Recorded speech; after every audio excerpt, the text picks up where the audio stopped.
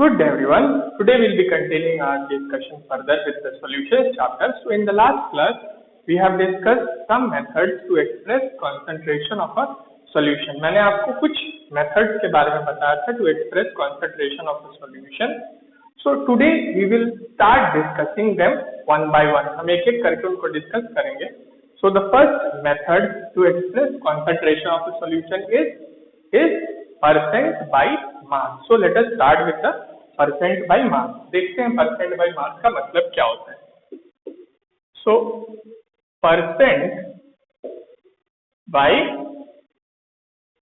mass.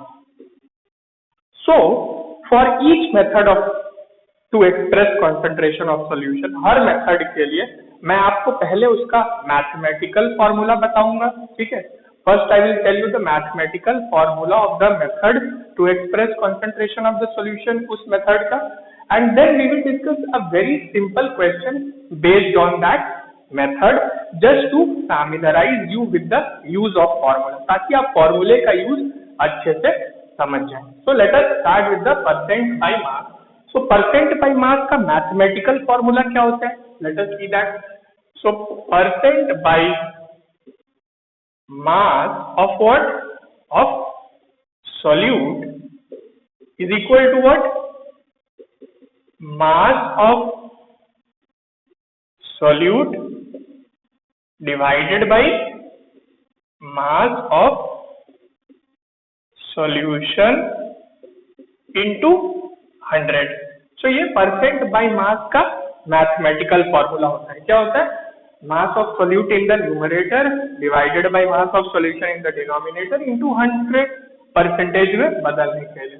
While using this formula, इस formula का use करते समय एक बात ध्यान में रखिएगा कि जो ऊपर और नीचे mass है उसका unit same रहे. They should be in same unit.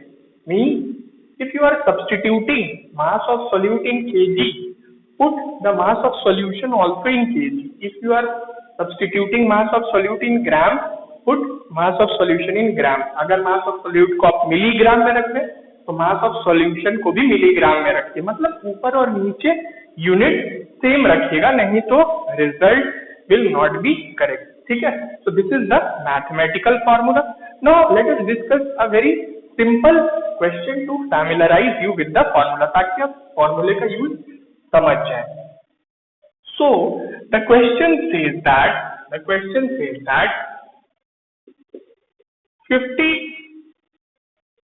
50 gram of NaCl is dissolved in what? 2 kg of water. ठीक है. 50 gram of NaCl is dissolved in 2 kg of water. Now you are asked to find percent by mass of what? NaCl, that is the solute. ठीक है. So let us start with the question. इस question में एक चीज देखिए, NaCl और water मिलके solution बना रहे हो. NaCl और वाटर मिलके सॉल्यूशन बना रहे हो तो किसको सॉल्यूट बोलेंगे, किसको सॉल्वेंट बोलेंगे? NaCl की क्वांटिटी क्या है? 50 ग्राम और वाटर कितना प्रेजेंट है? 2 kg. सो किसकी क्वांटिटी ज्यादा है? ऑब्वियसली आप देख सकते हैं वाटर की क्वांटिटी ज्यादा है. So water will be the solvent. The component which is present in larger quantity is the solvent. So NaCl is the solute and water is the solvent. तो चलिए कैलकुलेट करते हैं percent by mass of NaCl या percent by mass of solute आप बोल सकते हैं. सो क्या मास ऑफ सोल्यूट आपको पता है? मास ऑफ सोल्यूट पता है आपको? Yes, is directly given. कितना? 50 ग्राम. सोल्यूट मतलब NaCl, सोल्यूट मतलब NaCl. ठीक है. मास ऑफ सॉल्वेंट पता है आपको? मास ऑफ सॉल्वेंट भी पता है. कितना है? 2 kg है. और हम बोल सकते हैं 2000 ग्राम है. 2 kg या 2000 ग्राम. क्यों मैंने ऐसा किया? क्योंकि मास ऑफ सोल्यूट ग्राम में है, सो मास ऑफ सॉल्वेंट को भी मैंने ग्राम में कन्वर्ट कर लिया ताकि मास ऑफ सॉल्यूशन हमें ग्राम में मिल जाए। अब देखिए सॉल्यूशन किस किस चीज से मिलकर बनता है। सॉल्यूशन सॉल्यूट और सॉल्वेंट से मिलकर बन रहा है। आपके पास सॉल्यूट का भी मास है, सॉल्वेंट का भी मास है, तो क्या आप सॉल्यूशन का मास नहीं निकाल सकते? You can easily calculate it, just add these two. So mass of solution कितना हो गया? Mass of solution is equal to 2000 plus 50, that is 2050 gram. होगा होगा ठीक है। अब आपके पास मास ऑफ सॉल्यूशन हो गया, अब आपके पास मास ऑफ सॉल्यूट हो गया, तो क्या परसेंट बाय मास नहीं कैलकुलेट कर सकते? यस, बहुत आराम से कैलकुलेट कर सकते हैं। So let us calculate percent by mass of NaCl। So percent by mass of NaCl कितना होगा? Percent by mass of NaCl, mass of solute which is 50 gram divided by mass of solution which is 2050 gram into 100।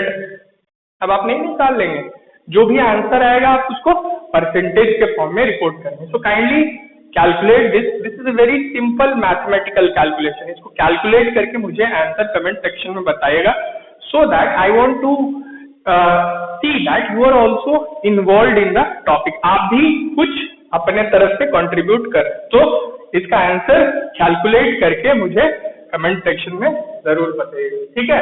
Very simple mathematical calculation, ठीक है। सो ये था percent by मास, और अब हम बात करेंगे percent by volume, that is method to express concentration of a solution का second bit, that is percent by volume, ठीक है। सेकेंड मेथड, तो परसेंट बाय मास, वहां सारी चीज मास के टर्म्स में थी, जैसा कि यहाँ आप देख रहे हैं this is percent by volume, तो यहाँ सारी वही चीजें किसके टर्म्स में रहेंगी? वॉल्यूम के टर्म्स में। सारा फॉर्मूला यहाँ वॉल्यूम के टर्म में हो जाएगा जैसे वहां मास के टर्म में था। सो फॉर्मूला क्या हो सकता है, आप बता सकते हैं? Percent by volume of solute क्या हो जाएगा? जो सारी चीजें पहले मास के टर्म्स में थी, अब किसके टर्म्स में आ जाएंगी? वॉल्यूम के टर्म्स में। सो volume of solute divided by volume of what? Volume of solution, ठीक है, और इंटू 100 तो होगा ही, क्योंकि परसेंटेज के फॉर्म में एक्सप्रेस करना है आपको। तो ये है mathematical formula of percent by volume. अब इसी पे एक छोटा सा क्वेश्चन देख लेते हैं ताकि आप फॉर्मूले का यूज समझ जाए। So let us start with the question.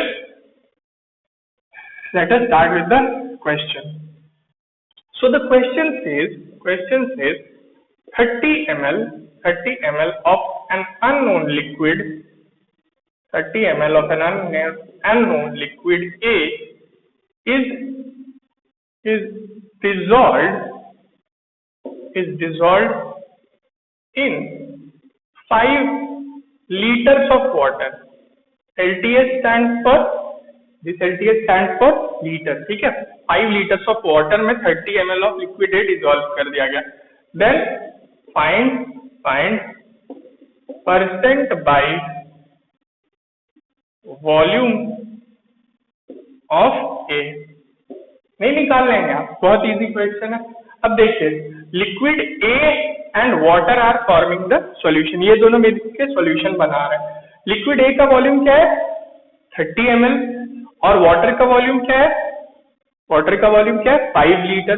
तो किसको सॉल्यूट बोलेंगे, किसको सॉल्वेंट बोलेंगे? इस केस में भी water will be the solvent, क्योंकि उसका वॉल्यूम बहुत ज्यादा है as compare to this liquid A। So this liquid A will be the solute and water will be the solvent in this solution. So let us find percent by volume of A. So percent by volume निकालने के लिए आपको क्या चाहिए? Solute का volume चाहिए, solution का volume चाहिए। तो क्या है दोनों चीजें आपके पास? देख लेते हैं। वॉल्यूम ऑफ सॉल्यूट कितना है? वॉल्यूम ऑफ सॉल्यूट आपको प्रोवाइडेड है भाई, 30 ml दिया हुआ है ना, A ही तो है। A जो है वो सॉल्यूट है और उसका कितना वॉल्यूम दिया हुआ है? 30 ml। वॉल्यूम ऑफ सॉल्वेंट दिया हुआ है, वाटर सॉल्वेंट है और उसका कितना क्वांटिटी है 5 litre. So we will convert it into millilitre. कितना हो जाएगा 5000 ml होगा, 5000 ml होगा। क्यों मिलीलीटर में कन्वर्ट किया? क्योंकि हमें वॉल्यूम ऑफ सॉल्यूशन भी मिलीलीटर्स में चाहिए, क्योंकि वॉल्यूम ऑफ सॉल्यूट क्या है मिलीलीटर्स में है। या तो आप दोनों को लीटर्स में बदल लीजिए, तो आपको वॉल्यूम ऑफ सॉल्यूट को भी लीटर्स में चेंज करना होगा। मैं मिलीलीटर्स में कन्वर्ट कर रहा हूँ दोनों को। Okay, so volume of solvent मिल गया। अब सॉल्यूशन जो होता है उसका वॉल्यूम क्या होगा? Volume of solute and volume of solvent का सम। सो वॉल्यूम ऑफ सॉल्यूशन क्या हो जाएगा? Volume of solution will be how much? 5000 plus 30, तो 5030 ml होगा भाई। तो आपको क्या मिल गया? वॉल्यूम ऑफ सॉल्यूशन मिल गया, वॉल्यूम ऑफ सॉल्यूट मिल गया। आप percent by mass of solute that is liquid A नहीं निकाल सकते? ऑफ कोर्स आप बहुत आराम से निकाल सकते हैं, तो निकाल लीजिए परसेंट बाय वॉल्यूम ऑफ ए कितना होगा? Volume of solute that is liquid A divided by volume of solution. कितना? 5030 into 100। Again a very easy mathematical calculation. तो आप इसका भी आंसर कैलकुलेट करके मुझे कमेंट सेक्शन में लिख के जरूर बताइएगा। So today we have talked about 2 methods to express concentration of a solution. We'll continue to talk about some more methods in the next class, but today we will keep it till here only. Kindly go through these methods from the textbook. बहुत आसान है, कुछ questions भी इन पे देख लीजिएगा। We will discuss some questions, but you also see some questions from the textbook based on these topics. So thank you so much.